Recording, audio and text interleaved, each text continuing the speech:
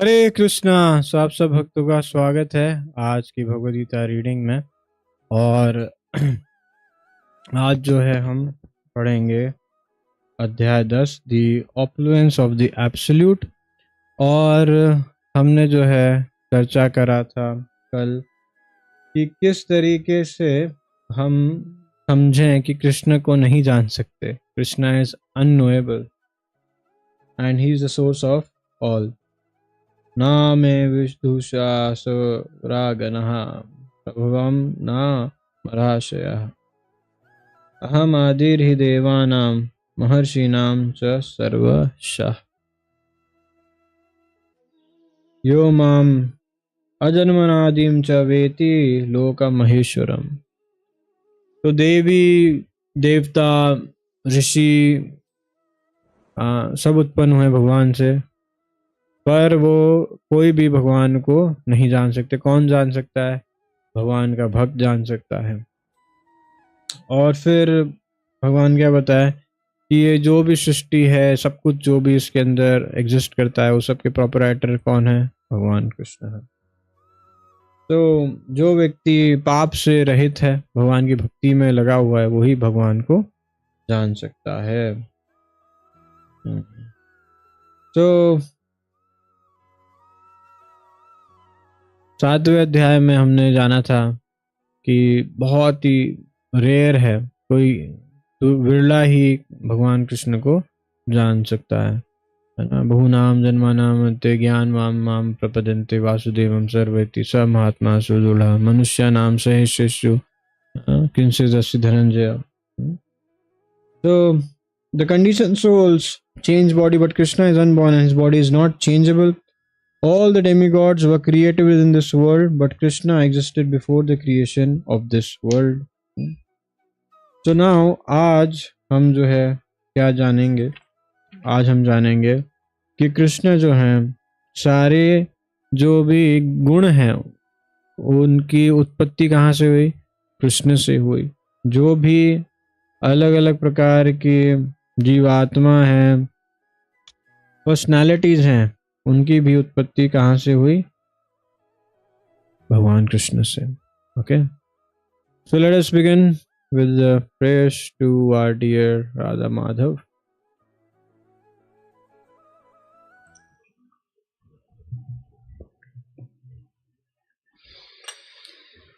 Jaya Radha Madhava Jaya Kunj Bihari Jaya Radha Madhava Jaya Kunj Bihari Jaya Gopijana Vallabha Jaya Girivaradhari Jaya Girivaradhari Jaya Ashodanandana Jaya Vrajana Ranjana Jaya Vrajana Ranjana Jaya Yamuna Dhiramanachari Jaya Kunja Bihari Jaya Radha Madhava Jaya Kunja Bihari Jaya Radha Madhava Radha Madhava Radha Madhava Shri Radhe Jaya Prabhupada Prabhupada Prabhupada Jaya Prabhupada.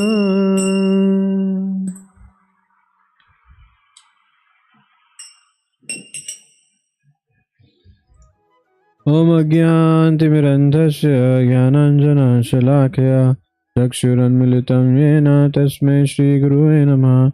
Shri Chaitanya Manovistam Sapitam Yena Bhutale Swayam Rupa Kadamayam Dadati Swapadantikam Vandeham Shri Guru Shri Yuktapad Shri Gurun Vaishnavam Shri Rupam Sagrajatam Sagrunathanvitam Tam Sajivam Sadvaitam Savadhutam Varijana Saitam Krishna Chaitanya Devam Shri Radha Krishna Padan Sagalita Shri Shakhanvitam Sahi Krishna Karuna Sindhu Deenbandhu Jagatpate Gopisha Gopika Kanta Radha Kanta Namostate Tapta Kanchana Gaurangi Radhe Vrindavaneshwari Rishabhanusute Devi Pranamami Hari Priye Vancha Kalpataruvesha Kripa Sindhuvevacha Patitanam Bhavanebhyo Vaishnavibhyo Namo Namaha Namo Vishnupadaya Krishna Pishtaya Bhutale Srimate Bhaktivedanta Swami Niti Namine Namaste Saraswati Devi Gauranucharine Nirvishesha Sunyavadi Pashatadeshatarine Hare Shri Krishna Chaitanya Prabhu Nityananda Shri Advaita Gadadhara Shivasadi Gaura Bhaktarinda Hare Krishna Krishna Krishna Hare Hare Hare Ram Ram Ram Hare Hare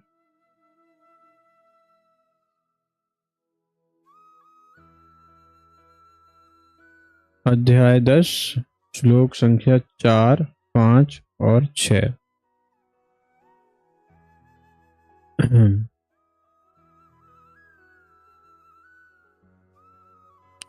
बुद्धिर्ज्ञानम् असम्मोहा क्षमा सत्यं दमः शमः सुखं दुःखं भवो अभावो भयं चाभयम् एव च अहिंसा समता तुष्टिः तपोदानं यशो यशः भवन्ति भावभूतानां मत एव पृथग् विदुः. Translation purport by His Divine Grace A.C. Bhaktivedanta Swami Srila Prabhupada ki jai. Intelligence, knowledge, freedom from doubt and illusion, forgiveness, truthfulness, control of the senses, control of the mind, happiness and distress, birth, death, fear, fearlessness, non-violence, equanimity, satisfaction, austerity, charity, fame and infamy. All these various qualities of living beings are created by me alone. Buddhir Jnanam Asammoha, intelligence, knowledge and freedom from illusion. Shama Satyam Dhamma Shamaha, forgiveness, truthfulness, sense control, mind control. Sukham Dukham Bhavo Abhavo, happiness, distress, birth and death. Bhayam Chabhyam Evacha, fear and fearlessness. Ahimsa Sammata, Tustis, non-violence, equanimity, satisfaction. Tapo, Danam, Yasho, Ayashaha, austerity, charity, fame and infamy. Bhavanti Bhava Bhutanam Mata Eva Prithak Vedaha. All these various qualities of living entities are created by me alone. So, even the qualities which exist in the living entities, they are also created by the Lord. Actually, what we have, what we possess, nothing. We are nothing actually. इसलिए हमें जो है घमंड नहीं रखना चाहिए कि देखो मेरे अंदर तो ये गुण है, मैं तो ये कर सकता हूँ, मैं वो कर सकता हूँ. All that we have, we possess is actually by the mercy of the Lord, by the mercy of Guru. Otherwise, we are nothing practically. The different qualities of living entities, be they good or bad, are all created by Krishna and described here. तो जैसे यहाँ पे लिखा है fear. So fear is like not a very positive thing, but even that is created by the Lord. And distress, dukham, that is also not very palatable for a person. So that is also created by the Lord. So death, that is also there, which we don't like.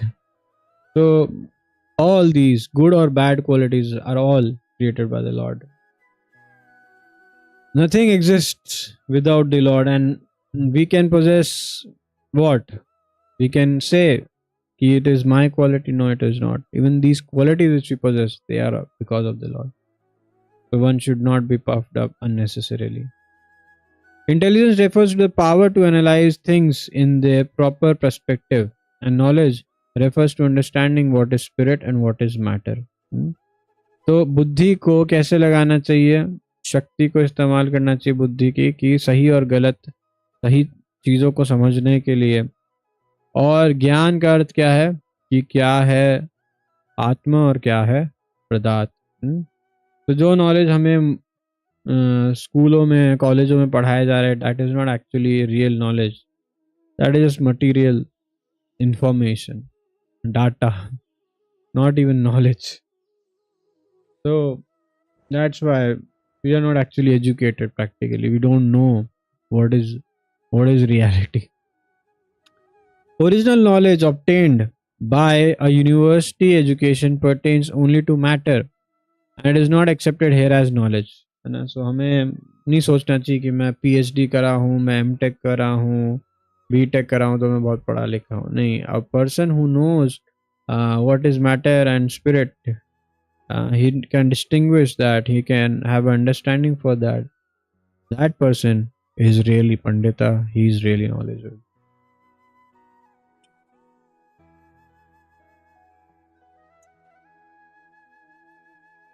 रसो हम सुकौंतया। अर्जुन, जल का स्वाद कौन है? मैं हूँ। कौन बता रहे हैं? Krishna. Knowledge means knowing the distinction between spirit and matter. In modern education, there is no knowledge about spirit. They are simply taking care of material elements and bodily needs. Therefore, academic knowledge is not complete.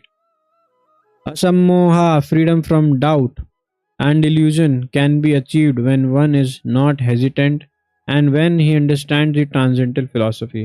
Slowly but surely he becomes free from bewilderment. Nothing should be accepted blindly. Everything should be accepted with care and caution. तो प्रभुपाद जी इन्हीं qualities के बारे में एक एक करके बता रहे हैं। सो नॉलेज के बारे में बताया, बुद्धिर ज्ञानम के बारे में बताया, what is real intelligence, how it should be use. ज्ञानम के बारे में बताया, नॉलेज। और असम्मोह, असम्मोह मतलब freedom from doubt and illusion. तो कब हो सकता है? जब कोई हेजिटेंट नहीं है और ट्रांसडेंटल फिलॉसफी को अच्छे से समझता है ना। मतलब कि उसको पता है कि जीवन कैसे जीना है, what is the practical aspect, कैसे इन चीज़ों को समझना है। तो वो भय नहीं करेगा ना। अब उसको हमेशा टेंशन है, कहे कैसे पैसा आएगा, कैसे जो है ज़िंदगी चलेगी। अब उसने ये सब चीज़ों को सीखा समझा है, कैसे इकोनॉमिक्स होती है, सब कुछ। जैसे चाणक्य पंडित जो थे, हाँ, सो अमेजिंग चाणक्य नीति, है ना। एक चंदू को जो है उनने इतना महान, चंद्रगुप्त मौर्य एक बहुत महान राजा बना दिया। तो कैसे? हाँ, किसके आधार पे? ट्रांसेंडेंटल फिलोसफी के आधार पे, है ना। Slowly but surely he becomes free from bewilderment, है ना। तो भ्रमित नहीं होता ऐसा व्यक्ति जो शास्त्र जानता है। Nothing should be accepted blindly, everything should be accepted with care and caution, है ना। सो ध्यान पूर्वक हमें चीज़ों को समझना चाहिए, किसी भी चीज़ को ऐसी स्वीकार नहीं कर लेना चाहिए, बुद्धि लगाना चाहिए, है ना। So that is how it should be, with knowledge and intelligence. Then Shama, that is tolerance and forgiveness. These two, tolerance and forgiveness, should be practiced. One should be tolerant and excuse the minor offense of other. So इसलिए चैतन्य महाप्रभु में क्या सिखाते हैं? तृणादपि सुनीचेना तरोरपि सहिष्णुना। कैसे सहन करना है हमें? पेड़ के समान। पेड़ जो है क्या करता है? सब कुछ देता है हमको। क्या देता है? लकड़ी देता है और पत्तियां देता है और फूल देता है और फल देता है और छाया देता है, ऑक्सीजन देता है। So many things it provides us. फिर स्टिल कोई उसको काटे भी, उसको चोट भी पहुंचाए, उसकी टहनी भी तोड़ दे, फल तोड़ दे, तब भी क्या वो प्रहार करता है वापस? नहीं करता। तरोर अपि सहिष्णुना, सहन करना किसकी जैसे? टॉलरेट करना है किसकी तरह? पेड़ की तरह। और अमानी ना मान देना, है ना, तो दूसरों को सम्मान देने की भावना, तब हम जो है क्या कर सकते? कीर्तनीय सदाहरि, उसी तरीके से टॉलरेट करना। कोई छोटा कोई गलती कर देता है, छोटी छोटी गलतियां छोड़ देना चाहिए, वरना क्या होता है, वैसे कल युग है, कलह का युग है, तो छोटी छोटी बात का बतंग बढ़ा के बहुत लड़ाई झड़ाई हो जाती है ना। इसलिए हमें जो है छोटी बातों को उसको ज़्यादा सर पे नहीं लेना चाहिए और माफ़ कर देना चाहिए, फॉरगिवनेस। तो उससे क्या, हम भी शांत रहेंगे और दूसरे के साथ भी हमारा व्यवहार अच्छा रहेगा। सत्यम, truthfulness means that facts should be presented as they are for the benefit of others।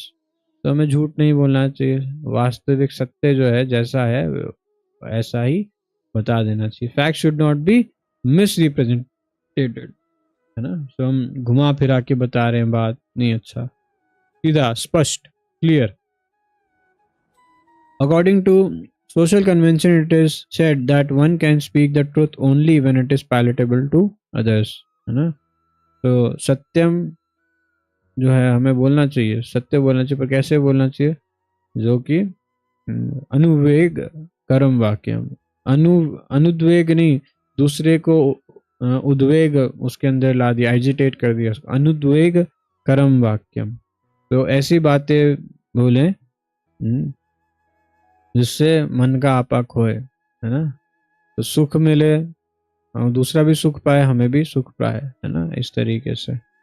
तो should be palatable but it should not be कि हम झूठ बोल रहे हैं, but that is not truthfulness. The truth is to be spoken in a straightforward way so that others will understand actually what the facts are। So हमें palatable way में बोलना है, तो उसके साथ साथ ट्रूथफुल भी होना चाहिए, है ना। यहाँ पे बोल रहे हैं but that it is not truthful, but that is not truthfulness, है ना, कि हम पैलेटेबल वे में बोल रहे हैं। पर प्रभुपाद जी आगे जो बताते हैं एक और श्लोक में, वो ये है अनुद्वेग कर्म वाक्यम। सो हमें इस तरीके से बोलना चाहिए कि दूसरे को झूठ ना लगे, सत्य बोलें, ऐसे तरीके से बोलें कि छुपा भी नहीं रहे और हम उसको फिर आगे का प्रोपोजन है straight forward way, so that others will understand actually what the facts are। If a man is a thief and people are warned that he is a thief, that is a truth, although sometimes the truth is unpalatable, one should not refrain from speaking it।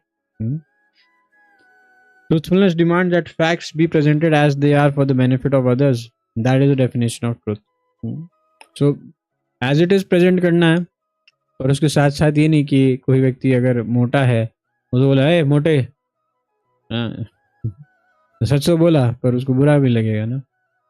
सो यहाँ पे Prabhupada ji example दे रहे हैं चोर के बारे में। Yes, so such things we should clearly tell, या so depends, we have to use our intelligence, conscience, whether we should speak that thing और we should not speak. So जैसे कुंती महारानी ने छुपा के रखा कि कर्ण जो है वो सबसे बड़ा बेटा है, सबसे बड़ा पुत्र है। तो उसी तरीके से अब ऐसा तो नहीं कि उनने झूठ बोला, पर क्योंकि वो बहुत ज़्यादा प्रॉब्लम क्रिएट करता है इसलिए वो चीज़ को जो है नहीं बताया गया, was kept as a secret. तो क्या तू कुंती महारानी ट्रूथफुल नहीं थी क्या? युधिष्ठिर महाराज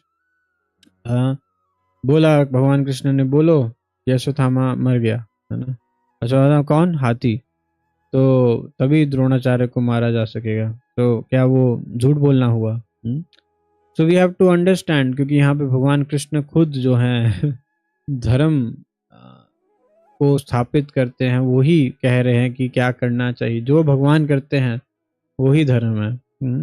तो धर्मो स्वनिष्ठा पुंसा, so Krishna establishes dharma, he is dharma himself, whatever he is telling, that is dharma। So control of the senses means that the senses should not be used for unnecessary personal enjoyment।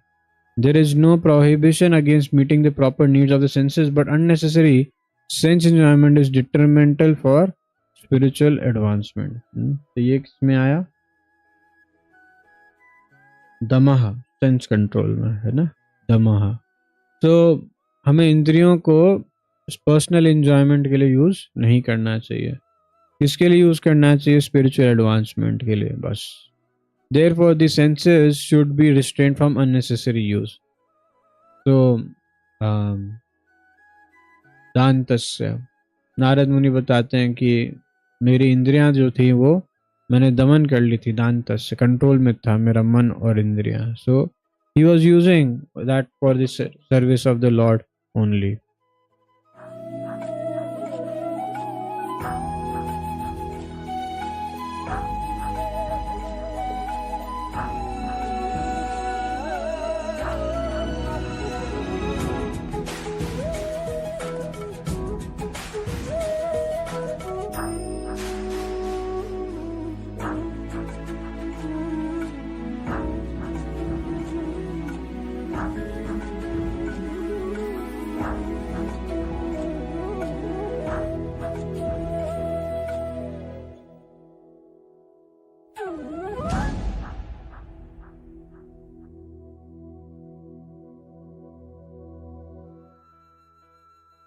So,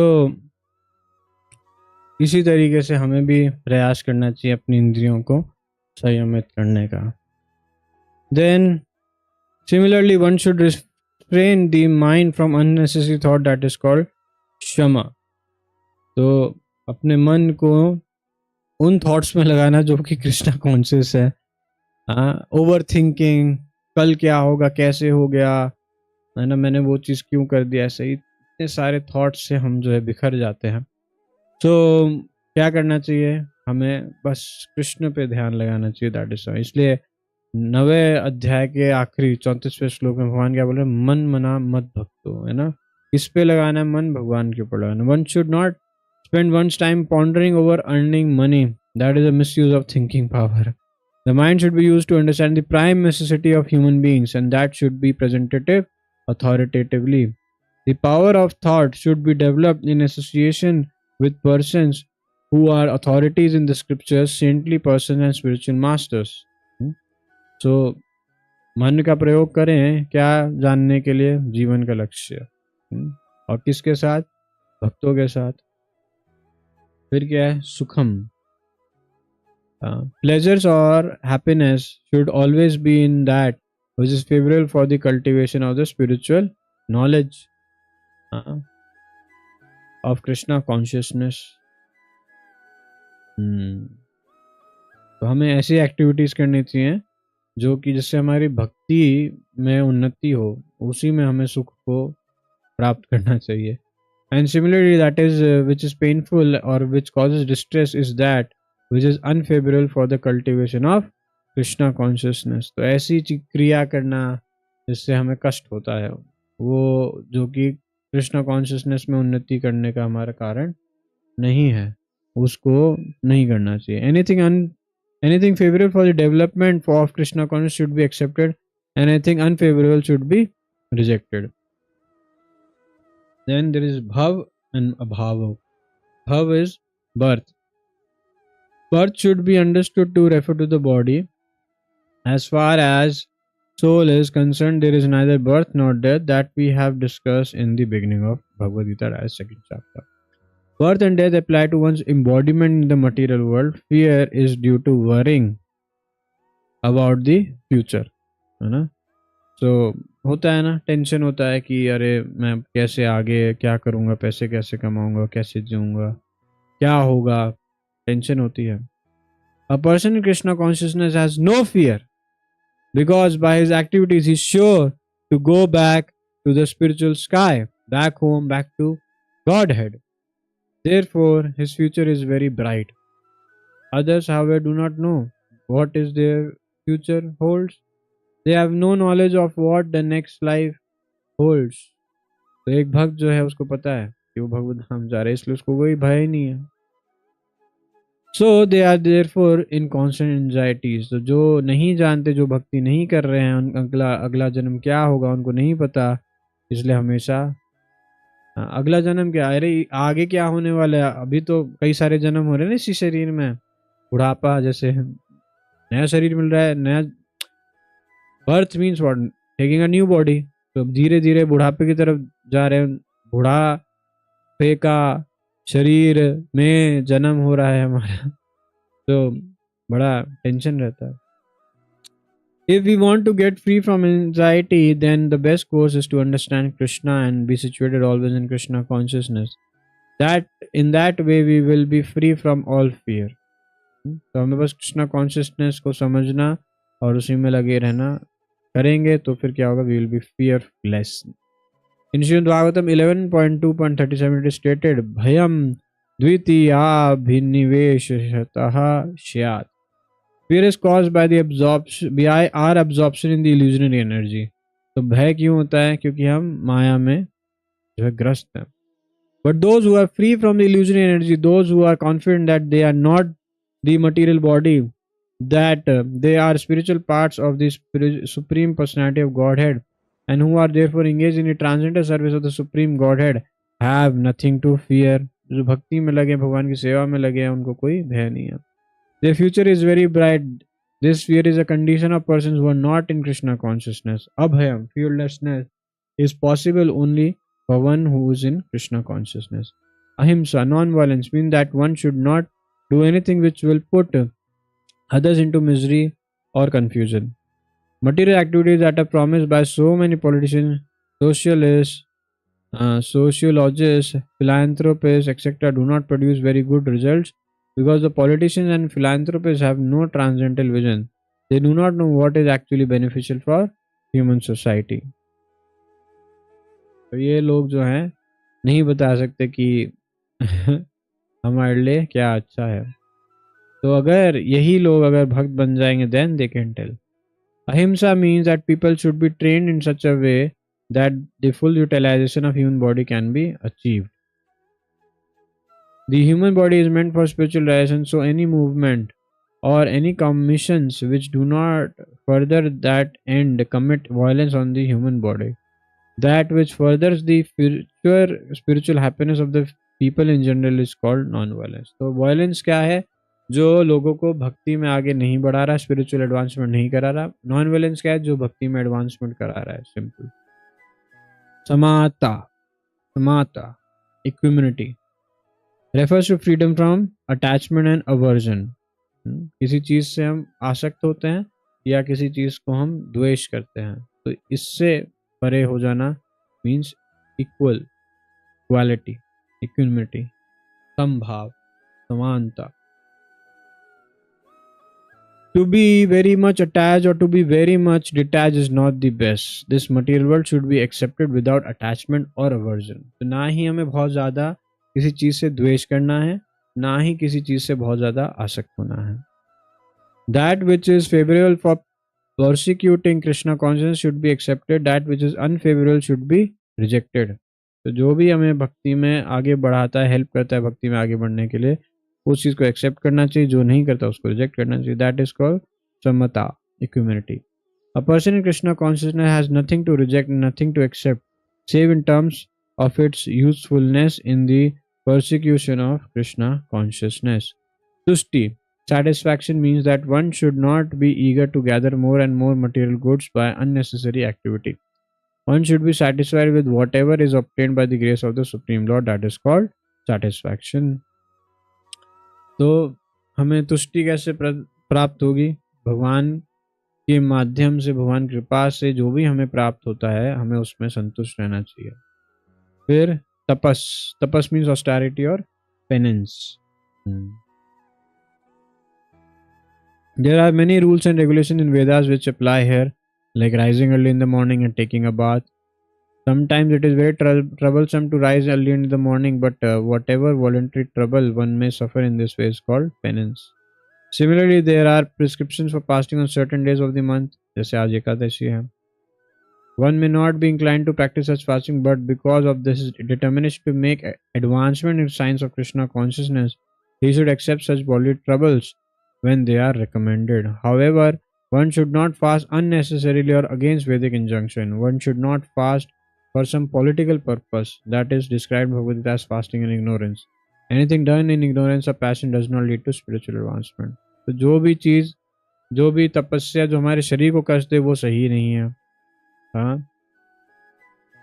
और जो भी वैदिक injunctions में नहीं है, शास्त्र के अनुगत नहीं है, या कोई पॉलिटिकल पर्पस है, कई लोग जो हैं आज के समय में अनशन करते हैं, है ना, तो वो सब जो है तमोगुणी, वो सब का कोई फायदा नहीं है, उससे हम भक्ति में कोई आगे नहीं बढ़ेंगे। Everything should be done in mode of goodness, उससे क्या होगा, वी विल एडवांस। और fasting done in terms of Vedic injunction enriches one in spiritual knowledge, तो ये तपस्या क्या होगा, हमें वैदिक और स्पिरिचुअल नॉलेज प्रोवाइड करेगी। As far as charity is concerned, one should give 50% of his earning to some good cause. And what is a good cause? It is said that is which is conducted in terms of Krishna consciousness. जो भी भक्ति के कार्य हैं, जैसे प्रचार कार्य के लिए कितने धन की आवश्यकता होती है, उसके लिए दान दें। And that is only the only good cause and the best cause. Krishna consciousness का प्रचार ही क्या है? That is the only good cause and that best cause. Because Krishna is good, his cause is also good. तो ये क्यों प्रचार कर रहे हैं? क्योंकि कृष्ण ने बोला है, कृष्ण का प्रचार कर रहे हैं। Thus, charity should be given to a person who is engaged in Krishna consciousness. According to Vedic literature, it is enjoined that charity should be given to the Brahmanas. This factor is still followed, although not very nicely in terms of Vedic injunction, but still the injunction is that charity should be given to the Brahmanas. Why? Because they are engaged in the higher cultivation of spiritual knowledge. A Brahmana is supposed to devote his whole life to understanding Brahman. Brahma janati Brahmana. One who knows Brahman is called a Brahmana. Thus, charity is offered to the Brahmana because they are always engaged in higher spiritual service and have no time to earn their livelihood. In the Vedic literature, charity is also to be awarded to one in the renounced order of life, the sannyasi. The sannyasi begged from door to door not for money but for missionary purposes. है ना, प्रचार कार्य के लिए जो है दान इकट्ठा करा जाता है। The system is that they go from door to door to awaken the householders from the slumber of ignorance. Because the householders are engaged in family affairs, they have forgotten their actual purpose in life, awakening their Krishna consciousness. It is a business of sannyasi to go as beggars to the householders and encourage them to be Krishna consciousness. तो घर घर जाएं, दान इकट्ठा करें, किस चीज़ के लिए? प्रचार करने के लिए, और उनको जगाएं जो गृहस्थ हैं कि भाई भक्ति करो, तुम्हारे जीवन का लक्ष्य भक्ति करना है, केवल घर गृहस्थी में फंसे नहीं रह जाना है। As said in the Vedas, one should awake and achieve what is due him in this human form of life.